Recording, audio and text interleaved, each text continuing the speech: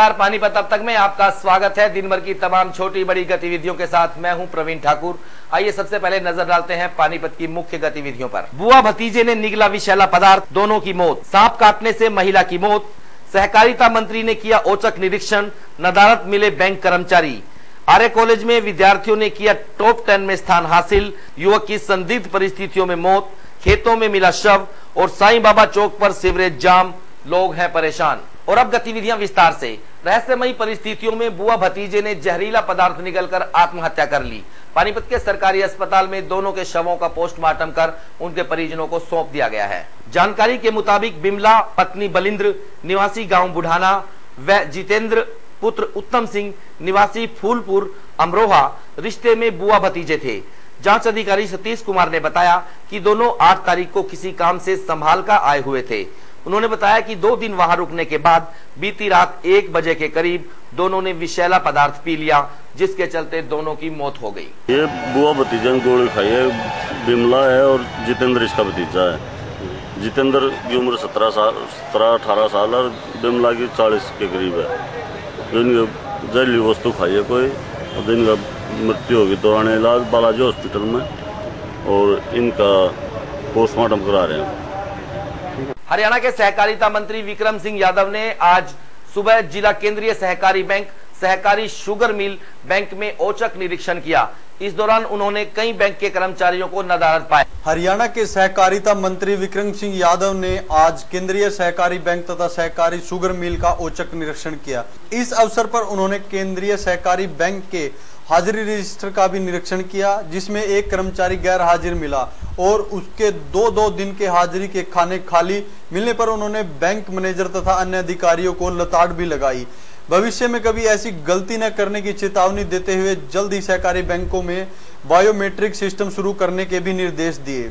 इसके बाद उन्होंने बैंक के अधिकारियों की भी मीटिंग ली और कहा कि सहकारिता विभाग बहुत ही विशाल विभाग है, जो उनके क्षेत्रों में प्रदेश के नागरिकों की सेवा कर रहा है, लेकिन सहकारिता बैंकों की स्थिति अन्य राष्ट्रीय बैंकों के मुकाबले कमजोर नजर आती है। इसलिए सभी बैंक अधिकारी प्रदेश के सभी सहकारी बैंकों को राष्ट्रीय स्तर के बैंकों जैसी स्थिति में लाने के लिए अपना भरपूर सहयोग व सुझाव सरकार को दे, ताकि स्वतंत्रता सेनानियों द्वारा चलाए गए सहकारिता आंदोलन को सफल बनाया जा सके। तुष्टि है, हम समझ रहे हैं कि सरकार ने नई बिल्डिंग बनाई है 2 करोड़ 71 लाख रुपए लगाकर, तो मैं चाह रहा हूं कि जल्दी करके हमारी नई बिल्डिंग में हो, स्टाफ एडजस्ट हो। और निकल रहे थे तो मैंने सोचा कि कम से कम यहाँ देखें कि हमारे स्टाफ की समय पर पहुँच रहा है या नहीं पहुँच रहा है। तो यहाँ हमारे टोटली जो एम्प्लॉइज हैं 27 हैं, उनमें से 3 छुट्टी पर हैं, 1 अब्सेंट है। तो मेन तौर पे ये देखना था कि हमारी जो 3 छुट्टी पर हैं, ये जो रिटायरमेंट के बाद जो हमारी भर्ती नहीं होने पाई लंबे समय से, तो उनको काम सुचारू रूप से चलाने के लिए जिस प्रकार से उनको आउटसोर्सिंग से या रिटायर होने के बाद में लगा रखा है, तो उनको मैं समझता हूँ कि उतनी ज़्यादा ज़रूरत नहीं है। अब हमें बैंक को ज़रूरत है, इस नाते वह उनकी जो हाजिरी है वो टाइमली नहीं है, उसी को मेन चेक करने का होता, और उनमें से ही 3 आदमी छुट्टी पर गए हुए हैं। एज फैक्टर भी कहीं ना कहीं मेंशन होता है कि समय पर नहीं पहुंच पाते अधिकारी। बिल्कुल ठीक, हाँ बिल्कुल ठीक बात है, एज फैक्टर होता है, जायज़ बात है आपकी। और एज फैक्टर के अनुसार ही ये सोच रहे हैं कि भाई अब बैंक को ज़रूरत है, बैंक रखना चाहता है तो रह लेंगे, नहीं अगर बैंक वो है तो जहाँ पेंसिल तो इनको बन गई, जिनकी सर्विस पूरी हो चुकी, अब तो बैंक को जरूरत समझी जा रही है इनकी, नहीं कि इन कर्मचारियों। स्टाफ कम है क्या कहीं भर्ती वगैरह? हाँ स्टाफ कम है, स्टाफ कम की वजह से सभी दिक्कतें आ रही हैं, जल्दी से जल्दी भर्तियां शुरू की जाए। आर्य पीजी कॉलेज बीकॉम ऑनर्स के विद्यार्थियों ने केयू के यूनिवर्सिटी द्वारा घोषित नतीजे में टॉप 10 में अपना स्थान हासिल कर नया कीर्तिमान रच डाला है। कॉलेज के प्राचार्य डॉक्टर जगदीश गुप्ता ने जानकारी देते हुए बताया कि कुरुक्षेत्र यूनिवर्सिटी में आर्य पीजी कॉलेज के विद्यार्थियों ने टॉप 10 में से 9 विद्यार्थियों ने अपना स्थान हासिल किया है। यूनिवर्सिटी में टॉप 10 में से 9 पोजीशन प्राप्त करना निश्चित तौर पर एक बहुत बड़ी उपलब्धि है। उन्होंने विद्यार्थियों की इस उपलब्धि पर उनके उज्जवल भविष्य के लिए शुभकामनाएं भी दी। मेरा नाम सोनम गोयल है, मैं आर्य पीजी कॉलेज की स्टूडेंट हूँ।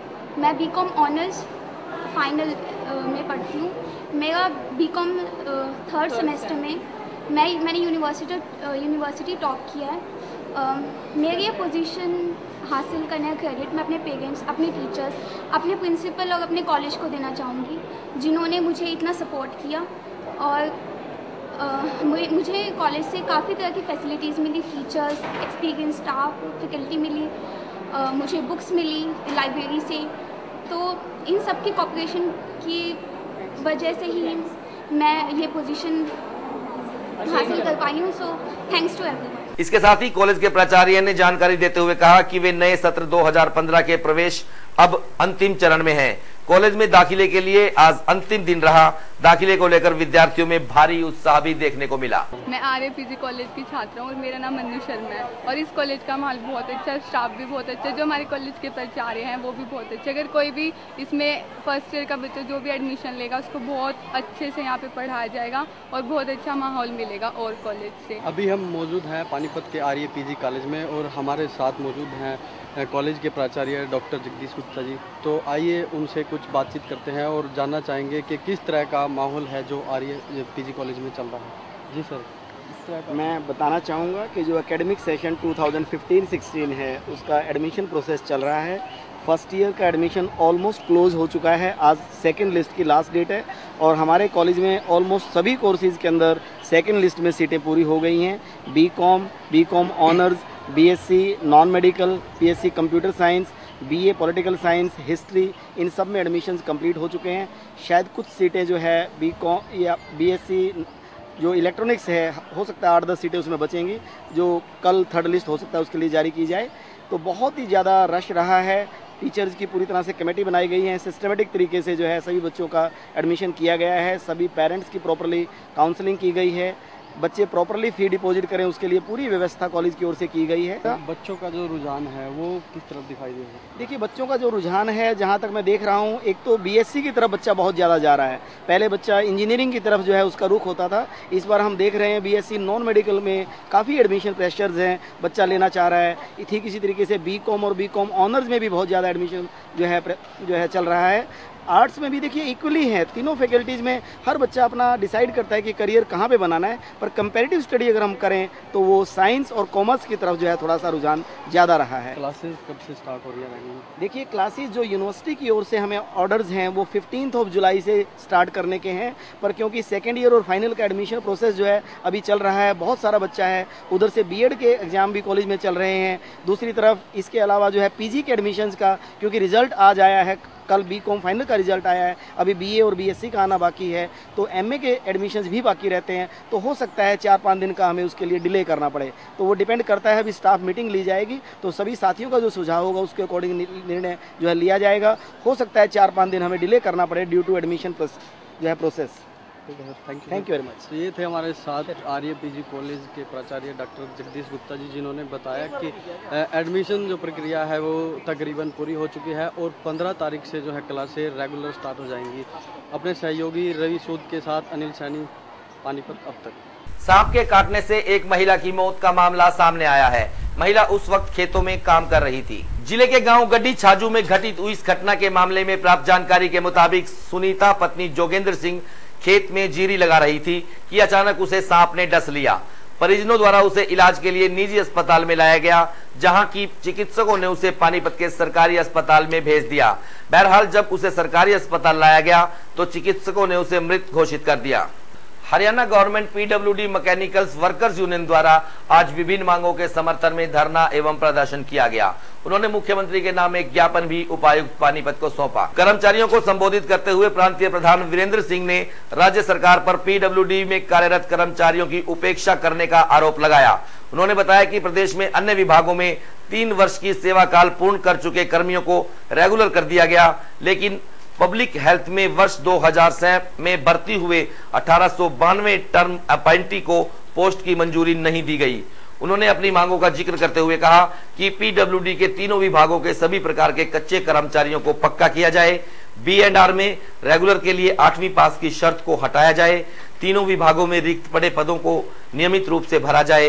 तीनों विभागों के फील्ड कर्मचारियों की वेतन विसंगतियां दूर की जाए। पिछली सरकार के कार्यकाल में 18 जून 2014 को एक पॉलिसी बनी कच्चे कर्मचारी को पक्का करने के लिए, उस पॉलिसी के तहत मात्र 3 साल के सेवा काल को पूरी करने वाले कर्मचारियों को पक्का कर दिया गया।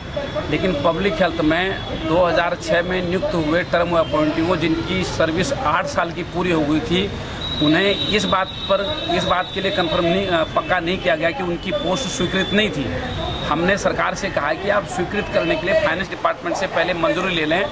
जानबूझ करके मंजूरी नहीं ली गई, जिसकी वजह से 1892 कर्मचारी रेगुलाइजेशन से वंचित रह गए। जून में हमने तीनों विभागों के अधीक्षक अभियंताओं के कार्यालय पर प्रदर्शन करके धरना करके ज्ञापन मुख्यमंत्री जी को दिया था। आज हमारा अंतिम पानीपत जिले का प्रदर्शन है उपायुक्त कार्यालय के सामने। हम 6 तारीख से लगातार हरियाणा प्रदेश के सभी उपायुक्तों के कार्यालयों पर प्रदर्शन करते हुए अंत में पानीपत पहुंचे हैं। चलती ट्रेन से गिरने से एक युवक गंभीर रूप से घायल हो गया। राहगीरों द्वारा उसे पानीपत के सरकारी अस्पताल में लाया गया, जहां चिकित्सकों ने उसकी हालत को देखते हुए रोहतक रेफर कर दिया। घायल अवस्था में युवक को अस्पताल पहुंचाने वाले राहगीरों ने बताया कि न्यायालय परिसर के पीछे स्थित रेलवे लाइन के नजदीक पड़ा हुआ मिला था। उन्होंने बताया कि घायल युवक की जेब से अंबाला की टिकट मिली है। युवक की जेब से मिले मोबाइल पर फीड नंबर के आधार पर जब उनके परिजनों से बात की गई तो जानकारी मिली कि वह अंबाला के सेक्टर 17 का रहने वाला है। चेहरे के पीछे हमको मिला ये ट्रेन से गिरते हुए। हम लोग घूमने गए थे काम पे जाने के लिए। मारपीट के मामले में उचित कार्रवाई न होने के कारण पीड़ित के परिजनों ने आज एसएचओ सदर से मुलाकात की। इस दौरान उन्होंने आरोपियों की गिरफ्तारी की मांग की। गौरतलब है कि बीती 1 जुलाई को गांव रजापुर के कुछ लड़कों ने सुरेंद्र पुत्र वेद प्रकाश वासी गांव बडोली के साथ मारपीट कर दी थी, जिसकी शिकायत उन्होंने पुलिस को दी थी। पीड़ित के परिजनों ने बताया कि इस मामले में पुलिस ने 3 आरोपियों को गिरफ्तार कर लिया, जबकि 2 आरोपी अभी तक पुलिस गिरफ्त से बाहर हैं। बहरहाल एसएचओ सदर ने उन्हें उचित कार्रवाई का आश्वासन दिया है। ये मामला था जी, मतलब वो खेत में गया यहाँ गांव से, हमारे गांव में बडोली सुरेंद्र मेरा भाई, तो वहाँ पे छोटा मोटा झगड़ा हुआ था इनका आपस में। उसको पता भी नहीं था ना कि वो ना झगड़े में था। वो जैसे खेत में पहुंचता है 10-12 आदमी थे, लेडीज भी थी 4-5, उन्होंने सबने मिलकर उसको वहीं घेर लिया। वहीं उनको डंडे गंडासी जो भी मतलब कोई भी ऐसी चीज नहीं छोड़ी कि जो डैमेज हो। आज उसको 10वां दिन हो गया, उसको कोई होश नहीं है उस पे। पुलिस में तो जी उसी दिन FIR दर्ज कराई थी। उसी दिन इन्होंने बोला कि हाँ भी हम बहुत जल्दी अरेस्ट कर लेंगे। और जबकि हमारे सामने 2 यहाँ बैठे थे, हम यहाँ थाने में आए तो 2 आदमी बैठे थे पलोथी मार के। वो रजापुर गांव के नजदीक है। जो हमने जमीन ली है वो रजापुर की मलकीत की जमीन ली हुई है। वो रजापुर के नजदीक हमारे गांव से दूर है। जो वहाँ डेरे पर हमारे बच्चे रहे, वो जो 3 आदमी गिरफ्तार नहीं करे पुलिस, वो 3 आदमी बार बार धमकी दे रहे हैं। ये हम अपने उसको मरीज को संभाले या अपने खेत में उन बच्चों ने संभाला या अपने डंगरा ने संभाला, का दे। कितने आरोपी थे इसमें 6-7 आरोपी हैं, जिनमें पुलिस ने अभी तक 3 गिरफ्तार करे, 3 अभी बाहर है। जिले के पेंशन धारकों को अब अपने बैंकों में जाकर अपना खाता अपलोड करवाना होगा, क्योंकि इसके बिना उन्हें पेंशन नहीं मिल पाएगी। यह जानकारी देते हुए जिला समाज कल्याण अधिकारी अश्विनी मदान ने बताया कि पेंशन धारकों को पेंशन प्राप्त करने के लिए उनका खाता अपलोड करवाना अनिवार्य हो गया है। उन्होंने बताया कि जिले में कुल 95,080 लाभ पात्र हैं, जबकि केवल 44,113 पेंशन धारकों के खाते ही अपलोड है। उन्होंने बताया कि ग्रामीण हलकों के 25,658 और शहरी हलके के 18,455 पेंशन धारकों का खाता अपलोड नहीं है, जिसके चलते उन्हें पेंशन पाने में दिक्कतों का सामना करना पड़ सकता है। उन्होंने सभी पेंशन धारकों से अपील की है कि वे शीघ्र ही अपना खाता अपलोड करवाएं, ताकि उन्हें आसानी से पेंशन प्राप्त हो सके। कि वे अपने नज़दीक जो भी बैंक है जिसमें उन्होंने खाते खुलवाए हैं, अपने खाते अपलोड करवाएं। जब तक अपलोड नहीं करवाएंगे अगली पेंशन नहीं उनकी आएगी। अपलोड करवाना अति आवश्यक है। नए पेंशनधारकों को जैसे मतलब समस्या हो रही है, नए सभी को, नए पुराने सभी को करवाना पड़ेगा, खाता बैंक अकाउंट खुलवाना पड़ेगा और बैंक के माध्यम से ही पेंशन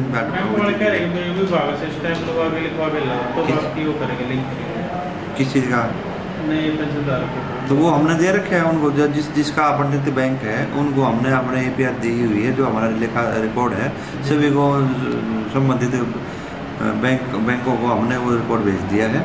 और आप से आग्रह किया जाता है कि आप अपने जो खाता है वो अपलोड करवाएं। अपलोड करवाने का जो कार्य है वो अति आवश्यक है और तभी आपको सुचारू रूप से पेंशन आगे वितरित की जाएगी। गांव सुताना में एक युवक की संदिग्ध परिस्थितियों में मौत हो गई, जिसके कारणों का अभी तक पता नहीं चल पाया है।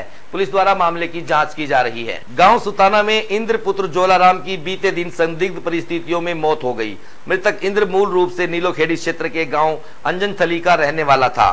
थाना मॉडल टाउन एसएचओ रवि खुंडिया ने बताया कि मृतक 9 जुलाई को गांव सुताना में आया हुआ था। उन्होंने बताया कि मृतक का शव गांव के खेतों में पड़ा हुआ मिला। गांव के लोगों द्वारा पुलिस को सूचना दी गई, जिस पर पुलिस द्वारा शव को सरकारी अस्पताल लाया गया, जहां चिकित्सकों ने उसका पोस्टमार्टम कर शव परिजनों को सौंप दिया है।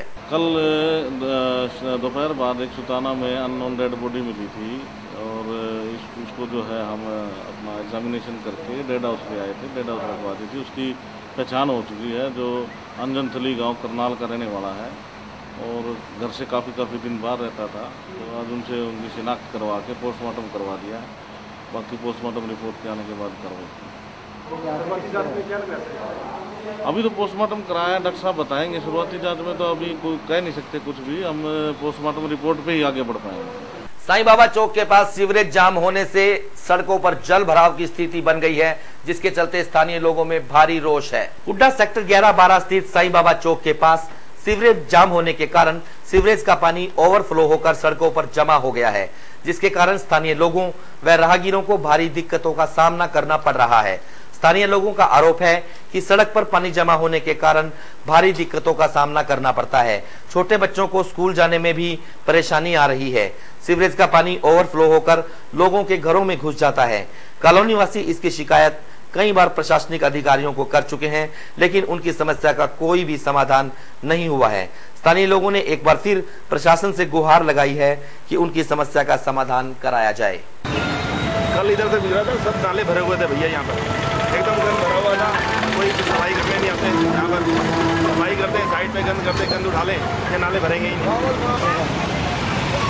ये साईं बाबा चौक पे शॉप हमारी जी, और 5 मिनट की बाद यहाँ बारिश नहीं होती जाती। 5 मिनट का सारा ये देखो, सारा नाला देखो, सारा इतना ओवरफ्लो होकर बाहर आता है। ये मैं ये आपको बता रहा हूँ, 5 मिनट भी बारिश नहीं उठता यहाँ पे। ठीक 5 मिनट बारिश हो जाए तो यहाँ सारी समस्याएं, सारी दुकानदारी अपसेट होती है। देखो आपके सामने क्या तो सारे जब 4-4 एमएलए हैं हुड्डा के अंदर, कुछ मतलब उनको सब पता नहीं किया यहाँ सब सब्जी मंडी तो आगे जाने की हिम्मत नहीं पड़ रही। कैसे जाऊंगी इस गंदे पानी से निकल के। पानीपत अब तक में फिलहाल इतना ही। पानीपत की अन्य गतिविधियों के साथ आपसे फिर मुलाकात होगी, तब तक के लिए दीजिए इजाजत। नमस्कार।